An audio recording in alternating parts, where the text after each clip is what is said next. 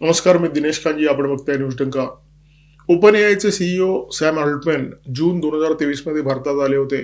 Economic टाइम्सने एका परिसंवादाचं आयोजन केलं होतं आणि या परिसंवादामध्ये सहभागी होण्यासाठी अल्टमॅन भारतामध्ये आले होते. या परिसंवादामध्ये एआयच्या संदर्भात त्यांनी काही वादग्रस्त विधानं केली, भारताला कमी लेखण्याचा प्रयत्न केला. ऑल्टमन जे काय म्हणाले त्याचा आशय असा होता की एआयच्या क्षेत्रामध्ये शिरण्याचा तुम्ही प्रयत्न सुद्धा करू नका, तुम्हाला हे झेपणारं नाहीये. ते 2023 होतं, आज 2026 आहे. अवघ्या 3 वर्षामध्ये भारताने स्वतःचं एआय मॉडेल विकसित केलेलं आहे. भारत मंडपममध्ये म्हणजे नवी दिल्लीच्या भारत मंडपममध्ये एआय इम्पॅक्ट समिट सुरू आहे आणि या समिटमध्ये काय त्रुटी आहे तिथे बोट दाखवून राहुल गांधी यांच्यासारखे नेते उकाळे पाकाळे काढण्याचं काम करतायत. परंतु त्याच एआय समिटमध्ये, त्याच भारत मंडपममध्ये भारताच्या स्वतःच्या एआय मॉडेलचा डंका वाजला आणि हा डंका सगळ्या जगाने ऐकला. याचं कौतुक या देशबुडू या नेत्यांना नाहीये. या परिसंवादामध्ये अल्टमन जे काय म्हणाले ते त्यांच्या शब्दात ऐकणं महत्वाचं आहे. ते असं म्हणाले की एआय ज्या प्रकारे काम करतं ते पाहता मी तुम्हाला सांगू इच्छितो की आमच्या फाउंडेशन मॉडेलच्या प्रशिक्षणाबाबत आमच्याशी स्पर्धा करण्याचा प्रयत्न करू नका. हे निरर्थक आहे, हे अशक्य आहे. तुम्ही तसा प्रयत्न सुद्धा करू नका. ते पुढे असं म्हणतात की प्रयत्न करणं हे तुमचं काम आहे, परंतु मला असं वाटतं की भारताला हे अशक्य आहे. अल्टमन जे म्हणत होते की भारताला हे अशक्य आहे त्याची दोन कारणं. एक तर अमेरिकेकडे प्रचंड पैसा आहे, अमेरिकेकडे सर्वोत्कृष्ट तंत्रज्ञान आहे. या दोन्ही गोष्टी भारतातल्या स्टार्टअपकडे कशा काय येतील हा त्यांचा कौसातला प्रश्न होता आणि त्यामुळे त्यांनी असं विधान केलं होतं की भारताला हे जमणार नाही, भारताला हे झेपणार नाही. म्हणजे त्यांच्या बोलण्याचा जो आशय होता तो नेमका हाच होता. त्यांच्या विधानामध्ये उद्दामपणा आणि माज याचं दुर्गंधीयुक्त मिश्रण होतं. मस्ती होती, ही मस्ती पैशाची होती, ही मस्ती तंत्रज्ञानाच्या वरचष्म्याची होती.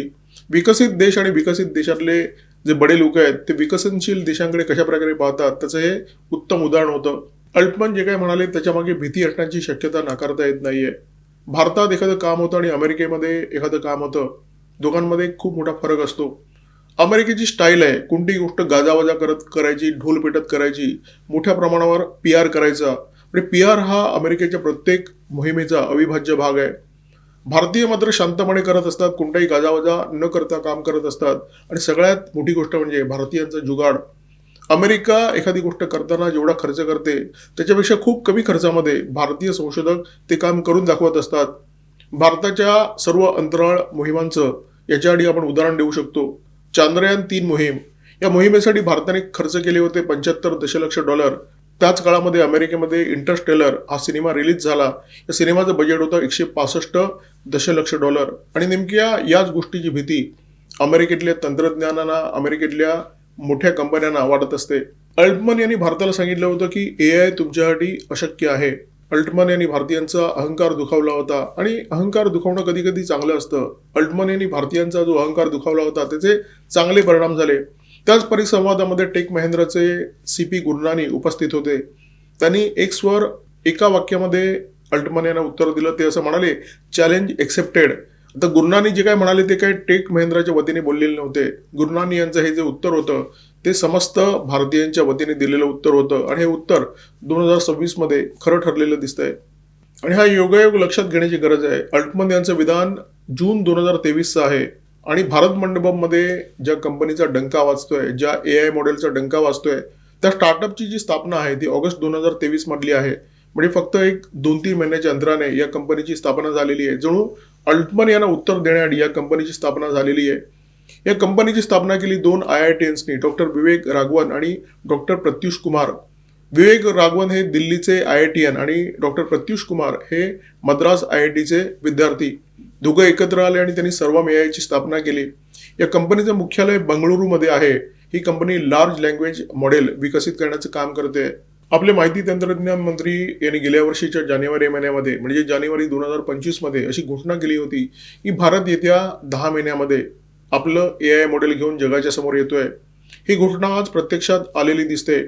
शुक 1.0 आणि बुलबुल V3 ही 2 एआय मॉडेल सर्वमने विकसित केलेली आहेत आणि याचं वैशिष्ट्य लक्षात घेण्याची गरज आहे. चॅट जीपीटी असो किंवा डीपसीक, जेव्हा भारतीय भाषांचा या एआय मॉडेलवर आपण प्रयोग करतो तेव्हा आपल्या लक्षात येतं की भारतीय व्याकरण आणि भारतीय उच्चार यांची थोडीशी गफलत होते. परंतु सर्वम हे सॉव्हरीन एआय मॉडेल असल्यामुळे म्हणजे पूर्णपणे भारतीय एआय मॉडेल असल्यामुळे या मॉडेलचा जेव्हा तुम्ही वापर करता तेव्हा भारतीय भाषांचे उच्चार आणि भारतीय भाषांचे व्याकरण याची व्यवस्थित काळजी या एआय मॉडेलने घेतलेली आहे असं आपल्या लक्षात येतं. अमेरिकेचं चॅट जीपीटी आणि चीनचं डीपसीक याला भारताने दिलेलं उत्तर म्हणजे सर्वम. 22 भारतीय भाषांमध्ये हे AI मॉडेल आपल्याला उपलब्ध आहे. भारतीय संकल्पना, भारतीय भाषा, या भाषांचे उच्चार आणि व्याकरण याच्यासाठी हे मॉडेल अत्यंत उपयुक्त आहे. 2-3 कमतरता याच्यामध्ये निश्चितपणे आहेत. याच्यामध्ये एक रिझनिंग आहे, दुसरं कोडिंग आहे. अशा काही कमतरता आहेत, परंतु त्या येत्या काळामध्ये भरून काढता येतील. कारण भारतामध्ये 2 गोष्टींची अजिबात कमतरता नाही आहे. एक तर सुपीक डोकी आणि कुशल हात. या मॉडेलचा सगळ्यात महत्त्वाचा उपयोग म्हणजे याची सुरक्षितता. इथे डेटा तुमचा सुरक्षित आहे कारण कंपनी भारतीय आहे. भारतीयांचा डेटा या मॉडेलमध्ये अत्यंत सुरक्षित राहणार आहे. त्याचा गैरवापर टळणार आहे. भारतीय तंत्रज्ञ आणि संशोधकांचा जो जुगाड आहे त्याची दहशत सगळ्या जगाला आहे. अमेरिका ज्या गोष्टीची निर्मिती करण्यासाठी किंवा संशोधन करण्यासाठी प्रचंड पैसा खर्च करते, ती गोष्ट भारतीय संशोधक अत्यंत स्वस्तात आणि फुटकळ किमतीमध्ये करतात. ओपन एआयने चॅट जीपीटीसाठी आजवर जवळजवळ $60 अब्ज खर्च केलेले आहेत. त्या तुलनेमध्ये भारतीय सर्वमचा जुगाड अत्यंत स्वस्तात झालेला आहे, फक्त $41 दशलक्ष. इंडिया AI मिशन अंतर्गत सर्वम AI या कंपनीला भारत सरकारने 247 कोटी रुपयांच्या ग्राफिक प्रोसेसिंग युनिटची मदत केली. म्हणजे एवढी जर सरकारी मदत सोडली तर बाकी सगळं डॉक्टर राघवन आणि डॉक्टर प्रत्युष कुमार यांची कमाल आहे. आणि या कमालला सलाम केलाच पाहिजे, त्यांच्या कर्तृत्वाला सलाम केला पाहिजे. कारण स्वस्तामध्ये गोष्टींची निर्मिती करण्याची जी भारताची परंपरा आहे ती परंपरा सर्वम एआयने सुद्धा कायम राखलेली आहे. चॅट जीपीटी किंवा 11 लॅब सारखी जी विदेशी मॉडेल आहेत त्यांच्या सेवा भारतीयांना खूप महाग पडतात. त्या तुलनेमध्ये सर्वमच्या ज्या सेवा आहेत त्या खूप स्वस्त आहेत. आणि सगळ्यात महत्त्वाचं म्हणजे या सेवा तुम्हाला मोबाईलवर वापरता येणार आहेत आणि जिथे इंटरनेटचा स्पीड खूप कमी असतो त्यांना सुद्धा या सेवांचा वापर करता येणार आहे. म्हणजे ग्रामीण भारताचा विचार करून हे AI मॉडेल विकसित करण्यात आलेलं आहे आणि याचा लाभ भारतीय शेतकऱ्यांना सुद्धा होण्याची शक्यता आहे, किंबहुना तो होणारच आहे. त्यांनाच डोळ्यासमोर ठेवून म्हणजे ग्रामीण भारत डोळ्यासमोर ठेवून सर्वम AI मॉडेल विकसित करण्यात आलेलं आहे. ज्या कंपन्या AIच्या क्षेत्रामध्ये आहेत त्यांचा असा प्रयत्न असतो की आपण जी AI मॉडेल विकसित करू त्याचा जगामध्ये जास्तीत जास्त लोकांनी लाभ घेतला पाहिजे. याच्यासाठी व्हॉइस कमांडची सुविधा या कंपन्यांनी सुरू केली, परंतु त्याच्यामध्ये एक समस्या आहे. तुम्ही जे बोलताय आणि AI जे समजतोय त्याच्यामध्ये जर फरक असेल तर AI जे तुम्हाला उत्तर देईल ते चुकीचं असण्याची शक्यता आहे. आणि स्थानिक भाषांच्या संदर्भात ही समस्या चॅट जीपीटी किंवा डीपसीकला नेहमीच भेडसावत असते. त्यामुळे सर्वम इथे उपयुक्त आहे कारण सर्वमला भारतीय भाषांची, भारतीय बोलींची चॅट जीपीटी आणि डीपसीकपेक्षा जास्त चांगली माहिती आहे, ग्रोकपेक्षा जास्त चांगली माहिती आहे. त्यामुळे सर्वम भारतीय लोकांसाठी उत्तम ठरू शकेल. सरकारी कागदपत्र, सरकारी फॉर्म्स किंवा हस्तलिखित सर्वम चॅट जीपीटी आणि डीपसीकच्या तुलनेमध्ये अधिक अचूकपणे ओळखू शकतो, वाचू शकतो. अर्थात सर्वम परिपूर्ण आहे, त्याच्यामध्ये अजिबात त्रुटी नाही आहेत, अशातला काही भाग नाही आहे. सर्वममध्ये सुधारणेला वाव आहे. कोडिंग आणि रिझनिंगच्या प्रांतामध्ये चॅट जीपीटी आणि डीपसीकच्या तुलनेमध्ये हे मागास आहे. चॅट जीपीटी आणि डीपसीक सर्वमपेक्षा अधिक अचूक सुद्धा आहे, फास्ट सुद्धा आहे आणि स्वस्त सुद्धा आहे. या प्रांतामध्ये सर्वमला प्रगती करावी लागेल. 2 आणखी असे प्रांत आहेत म्हणजे इमेज आणि व्हिडिओ की ज्याच्यामध्ये सर्वम चॅट जीपीटी आणि डीपसीकच्या तुलनेमध्ये चांगलं आहे असं म्हणता येणार नाहीये. परंतु कोणतेही मॉडेल जेव्हा लॉन्च होतात तेव्हा त्याच्यामध्ये अनेक त्रुटी असतात. हळूहळू त्या त्रुटी दूर करण्यात येतात. चॅट जीपीटीचं उदाहरण आहे. चॅट जीपीटी सुरुवातीला जसं आलं त्या तुलनेमध्ये आज अनेक पटीने सुधारित झालेलं आहे. त्याच्यामध्ये बऱ्याच सुधारणा कंपनीने केलेल्या आहेत. तसंच सर्वममध्ये सुद्धा भविष्यामध्ये सुधारणा होतील याच्याबाबत मनामध्ये कोणत्याही प्रकारची शंका बाळगण्याचं कारण नाहीये. परंतु भारताने या क्षेत्रामध्ये पाऊल टाकलेलं आहे आणि ते पाऊल अत्यंत दमदार आहे. हे भारतीयांनी लक्षात घेण्याची गरज आहे. भाषेच्या प्रांतामध्ये जेव्हा आपण सर्वम आणि डीपसीक चॅट जीपीटी यांचा विचार करतो तेव्हा भारतीय भाषांच्या तुलनेमध्ये सर्वम हे चॅट जीपीटी डीपसीकपेक्षा उजवा आहे. परंतु जगभरामध्ये ज्या भाषा बोलल्या जातात त्याची जर तुलना केली तर सर्वमला अधिक काम करण्याची गरज आहे. भारतीय भाषांच्या बाबत सर्वम चॅट जीपीटी आणि डीपसीकपेक्षा उजवा आहे, परंतु याच्यामध्ये सुद्धा सुधारणेला वाव आहे. भारतीय भाषांच्या बाबत सर्वमची जी कामगिरी आहे ती अधिक चांगली करता येईल. 2023 मध्ये लॉन्च झालेल्या एका भारतीय स्टार्टअपने अवघ्या 3 वर्षामध्ये उत्तुंग भरारी घेतली. भारताचं स्वतःचं AI मॉडेल विकसित केलं.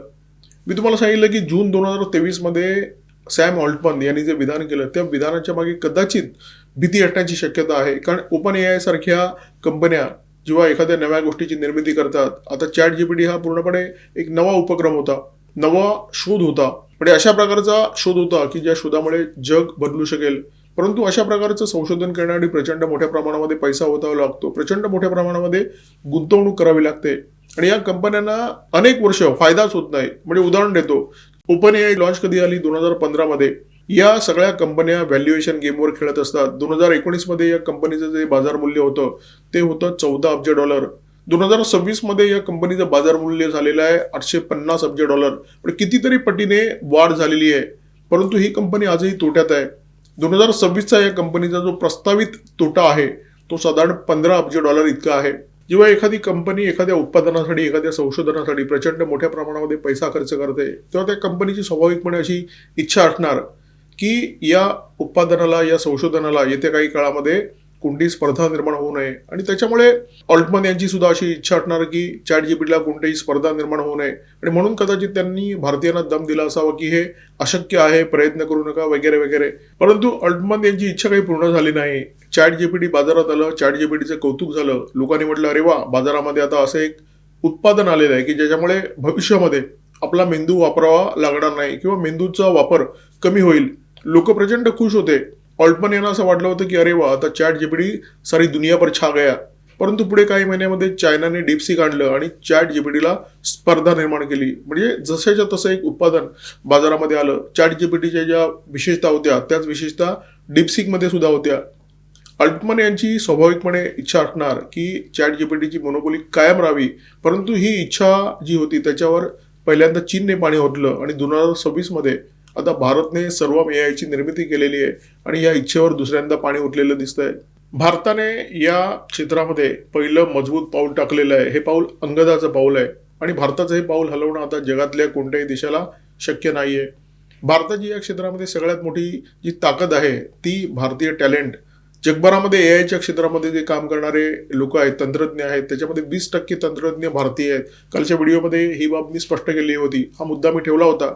त्याच्यामुळे भारताकडे टॅलेंटची अजिबात कमतरता नाहीये. ही भारताची स्ट्रेंथ आहे, ही भारताची ताकद आहे. आणि त्याच्यामुळे जगातल्या कंपन्यांना स्वाभाविकपणे भारताची भीती असणं अत्यंत स्वाभाविक आहे. जगातल्या कंपन्यांकडे आता भारताच्या बाबत फक्त एकच पर्याय आहे. जे भारतीय स्टार्टअप गेल्या काही वर्षामध्ये भारतामध्ये निर्माण झालेले आहेत त्या कंपन्यांबरोबर हातमिळवणी करायची आणि जगाची बाजारपेठ या कंपन्यांच्या मदतीने काबीज करण्याचा प्रयत्न करायचा. त्यामुळे इथे डॉक्टर विवेक राघवन आणि डॉक्टर प्रत्युष कुमार यांचं कौतुक करणं गरजेचं आहे. त्यांनी जे प्रयत्न केले, त्यांनी जे निर्माण केलं सर्वम एआय, त्याचा सगळ्या भारतीयांनी भरभरून वापर केला पाहिजे. त्याच्यामध्ये काही त्रुटी आहेत हे लक्षात घेऊन सुद्धा प्राधान्य सर्वमला दिलं पाहिजे. जिथे शक्य आहे तिथे सर्वमचा वापर केला पाहिजे. आणि डॉक्टर राघवन आणि डॉक्टर प्रत्युष कुमार यांचे जे प्रयत्न आहेत त्या प्रयत्नांच्या पाठीशी उभं राहिलं पाहिजे. या व्हिडिओमध्ये तुर्तास इथे संपतोय. व्हिडिओमध्ये माझ्यासोबत होते cameraman Omkar Bhagwat, video editor Ajay Shelke. Video जर आवडला असेल तर लाईक करा, शेअर करा. कॉमेंट बॉक्समध्ये सर्वमबद्दल तुमच्या ज्या भावना आहेत, तुमचे जे विचार आहेत ते भरभरून व्यक्त करा. सबस्क्राईब करा बीज डंका, सबस्क्राईब करा न्यूज डंका, बेल आयकॉन दाबायला अजिबात विसरू नका. नमस्कार, धन्यवाद.